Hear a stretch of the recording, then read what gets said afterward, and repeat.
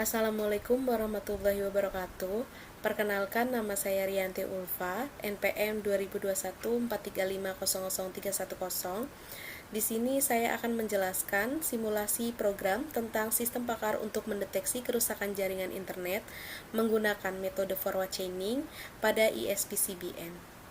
Simulasi ini saya buat untuk melengkapi tugas akhir sebagai persyaratan mencapai gelar sarjana. Oke, kita mulai saja simulasinya. Jadi yang pertama kita buka dulu aplikasi XAMPP-nya, kemudian kita aktifkan atau start Apache dan MySQL. Oke, setelah keduanya aktif, kita buka aplikasi NetBeans. Di sini adalah program yang telah saya buat. Nah, untuk menjalankan programnya, kita bisa klik run. Nah, ini adalah tampilan awal dari program yang telah dibuat. Ada halaman login, di mana kita harus memasukkan username dan password. Nah, di sini kita masukkan username-nya itu admin dan passwordnya itu admin123. Kemudian kita klik tombol login dan login berhasil. Nah, ini adalah tampilan awalnya pada menu dashboard.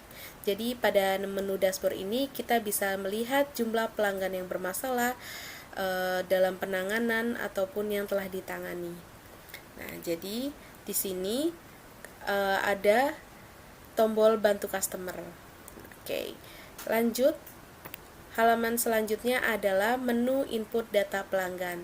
Jadi, di data pelanggan ini kita sudah menyediakan form. Ketika formnya di-input, maka akan masuk ke tabel di bawah ini. Dan di menu halaman input data pelanggan ada tombol simpan, edit, dan hapus. Mari kita coba. Oke, kita masukkan dulu nama pelanggannya. Misalnya ada Cynthia. Oke, alamatnya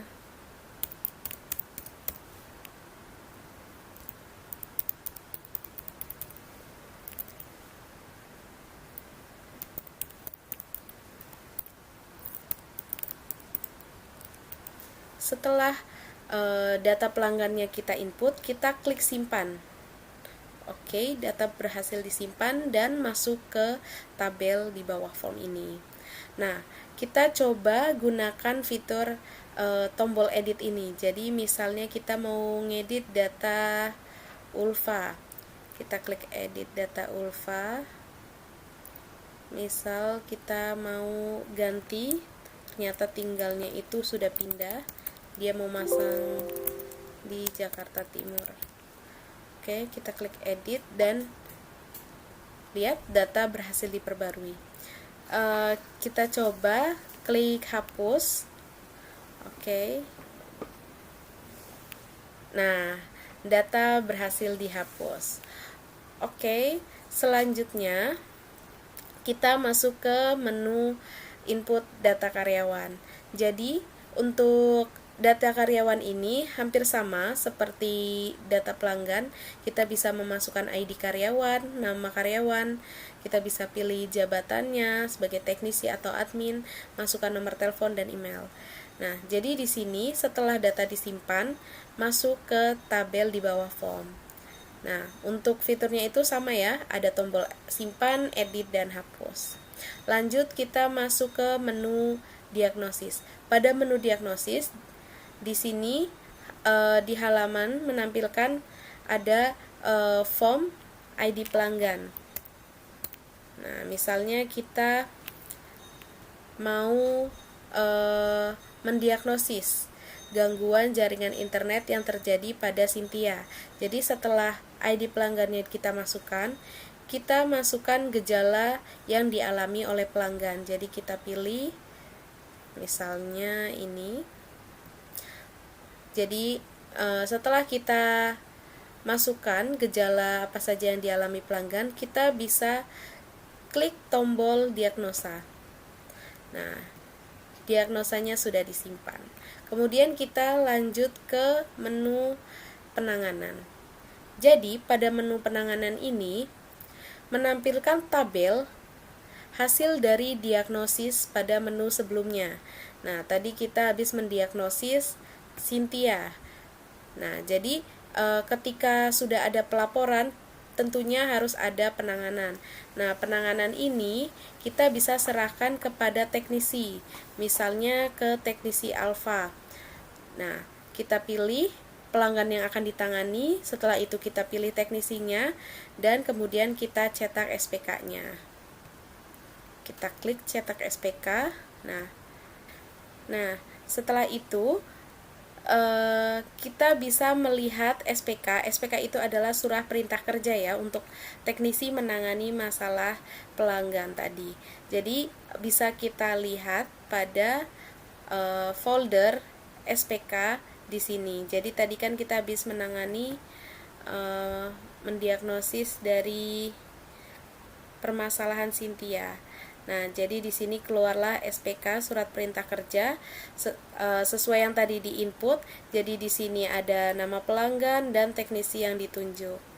Oke, lanjut di bawahnya adalah dalam penanganan. Nah, di sini dalam penanganan itu tadi kita habis memproses pelanggan atas nama Cynthia.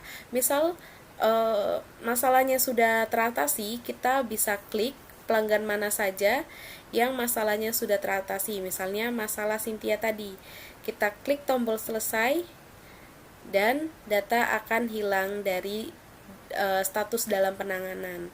Oke, lanjut ke menu laporan.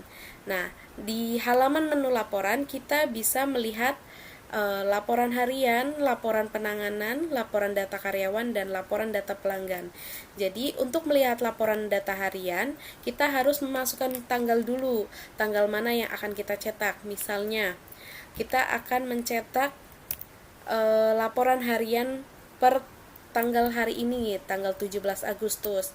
Nah, sesuai formatnya di sini kita memasukkan tahun, bulan, dan tanggal. Kemudian kita klik cetak, maka akan muncul tampilan laporan harian. Jadi pada tanggal 17 Agustus ada 3 pelanggan yang mengalami masalah. Jadi di sini kita bisa simpan dan bisa langsung cetak. Oke, lanjut. Di sini ada laporan penanganan. Nah, di laporan penanganan itu adalah hasil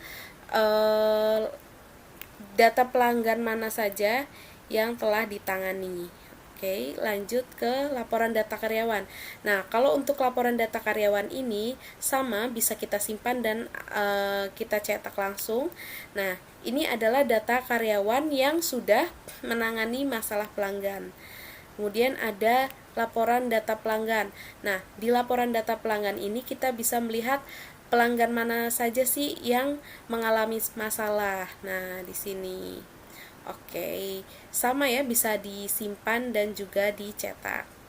Oke, menu laporan sudah. Di sini kita lanjut ke update data. Nah, update data itu fungsinya adalah untuk menyimpan database sebelum kita mendiagnosis. Jadi kita masukkan dulu, kita masuk ke yang pertama input data gangguan. Jadi kita kita bisa masukkan kode gangguan. Setelah kita masukkan kode gangguan, kodenya itu bebas ya. Terus kita masukkan gangguannya, misalnya adalah gamas atau gangguan massal, misalnya ada terjadi kebakaran atau apa. Nah, pada menu input data gangguan ini kita bisa simpan. Oke. Setelah data berhasil disimpan, maka akan muncul pada tabel di bawah ini. Di menu halaman input data gangguan ini terdapat fitur simpan, edit, dan hapus. Oke, kita coba dulu untuk hapus. Nah, oke, data berhasil dihapus ataupun diedit, misalnya ada typo ataupun ada yang ingin diubah kodenya gitu. Nah, setelah itu kita lanjut masuk ke menu input data gejala. Di data gejala hampir sama seperti input data gangguan. Di sini kita masukkan kode gejala, kita masukkan deskripsinya. Untuk fiturnya juga sama, ada tombol simpan, edit, dan hapus. Lanjut kita ke input data rule. Pada menu input data rule di sini halamannya itu menampilkan jenis gangguannya yang sudah kita input sebelumnya, jadi masuk ke sini, dan macam-macam gejalanya. Nah, di sini kita akan membuat rule. Jadi kita pilih dulu pertama, misalnya routernya mati atau rusak. Nah, ketika router mati atau rusak, gejala apa saja sih yang dialami oleh pelanggan? Nah, kita bisa pilih, kemudian kita klik tambah, maka akan masuk ke halaman tabel di bawah ini. Oke, ketika semuanya sudah disimpan, kita juga bisa mereset pilihan. Jadi misalnya ada yang tidak sesuai atau misalnya ada kesalahan. Oke. Jadi di menu rules ini yang nantinya akan menghasilkan diagnosa ketika ada pelanggan yang mengalami gangguan. Jadi pada menu diagnosa kita bisa langsung menginput gejalanya, maka nanti akan muncul sendiri gangguan jaringan internetnya apa yang sedang terjadi gitu. Di sini ada fitur reset pilihan, tambah dan hapus. Nah, setelah ini selesai, kita bisa klik kembali. Nah, jadi ketika ada pelanggan bermasalah yang tadi, maka prosesnya akan masuk ke sini.